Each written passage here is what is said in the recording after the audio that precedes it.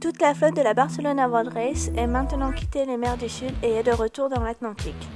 Les conditions météo le long de la côte est du Brésil ont été compliquées pour le leader Patrick Lobaito, qui a désormais réussi à traverser cette zone météo instable tout en gardant la première place, à 836 000 devant Hugo Boss.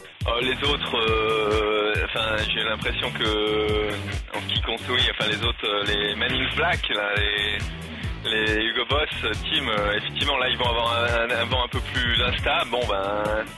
Ils passent un peu là où on est passé, et surtout, il y a du près, quoi, donc il faut tirer des bords, et ça, c'est douloureux avec nos bateaux. C'est pas des bateaux faits pour tirer des bords, et voilà, donc il faut remonter au vent, et dans des petits airs surtout, parce que le vent n'est de pas être très fort, donc c'est vrai qu'on risque d'engranger quelques milles.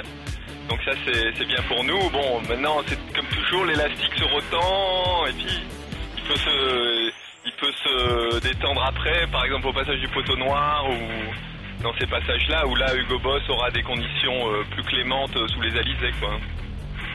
Avec leur safran endommagé, Hugo Boss, second au classement, fut seulement capable de parcourir 160 000 en 24 heures.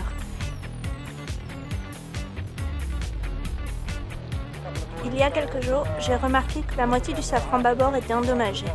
Cela ressemble à un impact lorsqu'une moitié du safran était dans l'eau, donc c'est ce qu'il en reste. L'important est que nous soyons toujours dans la course. Temenos 2 a franchi le Cap Horn le 19 janvier à 4h15 heure française, suivi de près par Mutua Madrinela 7 heures plus tard et 80 000 derrière. Les Espagnols Rally Sanso et Pachi Rivero ne manquent pas une opportunité de mettre la pression sur Temenos 2 qui maintient toujours la 3e place. Non, en fait, on a suivi un peu le vent, on a essayé de faire de la vitesse et de se rapprocher le plus possible du nord pour pouvoir traverser la zone. En même temps, ça nous a mis un peu devant lui, ce qui est pas mal. Mais de toute façon, comme on n'avait pas de position cette nuit, on n'a pas vraiment pu le contrôler. Il se trouve que on est devant lui et finalement c'est bien parce qu'on va avoir à peu près les mêmes conditions. Donc normalement, si on trouve le passage, on devrait pouvoir partir avant lui. Chaque mille gagné compte pour Mutua Madrinela et en tant que bateau le plus rapide dans les mers du Sud, à moins de 70 000 derrière, obtenir la 3e place est plus que jamais possible.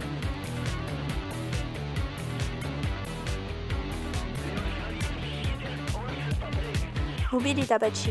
Hey, 17 heures plus rapide que Patrick, nous aurions pu nous reposer pendant 16 heures. La vérité est que nous avons poussé le bateau à fond. Nous étions assez rapides lorsque nous avons franchi le Cap Horn, alors que nous pensions y être encalminés, mais nous avons eu le même vent. Nous naviguons plus au nord que Temenos 2, ils ont continué plus au sud. Je ne sais pas pourquoi ils ont fait cela, mais maintenant nous sommes à 75 000 derrière. Les derniers à franchir le Cap Horn furent Servan Escopier et Albert Vargas à bord de l'Education Team Frontera, et ce fut une première pour Servan. C'était génial, c'était un grand moment d'émotion. Après 62 jours de mer, en plus on a eu les conditions vraiment idéales. On l'a vu apparaître d'abord la terre au loin dans une ambiance un peu blanche, comme un peu les films de la famille Adams, si tu vois ce que c'est. Et puis au fur et à mesure, le soleil est venu, on avait quand ce vent, ça a molli un peu, on est en manque de boule. Et c'était complètement magique. Pour l'instant, Mutua Madrinela essaye de doubler Temenos 2 pour la 3e place et un changement de classement pourrait avoir lieu. Avec 3 500 000 restants à parcourir et plus de 700 000 entre Patrick Lobaito et Hugo Boss, est-ce que Hugo Boss pourra réparer son safran et les dépasser avant la ligne d'arrivée ?